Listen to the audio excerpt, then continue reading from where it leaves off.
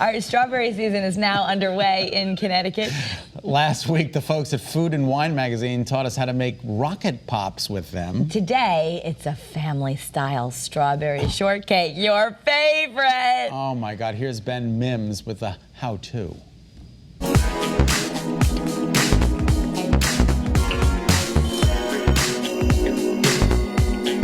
To get started, I'm going to grease and flour the baking pan. Take a round of parchment paper and line the bottom. Grease the paper again as well.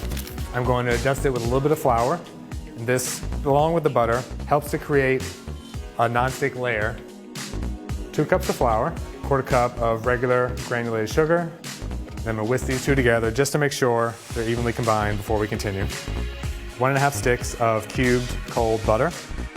And the butter should be cold so that it stays in distinct pieces that later will give the scone dough some rise to it. I like to use my hands for this task just so I know when the butter is the correct size so that I can move on.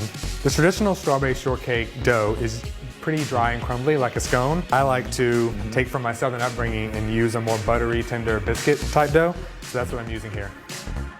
So what I'm looking for as I continue to smash the butter into the flour is a gravelly, sandy texture. So now that my butter and flour mixture is where I want it, I'm going to make a well with my hands, and this is where I'm going to pour in my cream. Oh, yum. And how I like to mix dough for biscuits or scones, I like to slowly pull from the outside edge so that my fork never really stirs the butter and flour into the cream. And so I'm going to press the dough into an even layer in the pan. So this will bake at 425 for 30 minutes.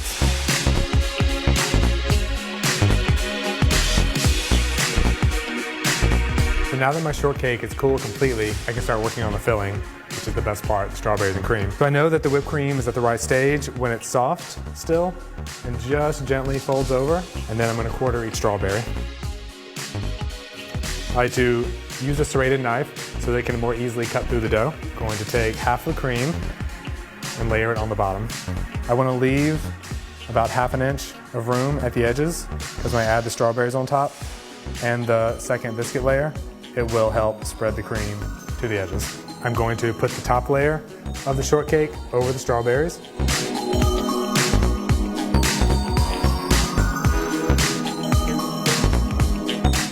I'm going to cut myself a pretty big slice.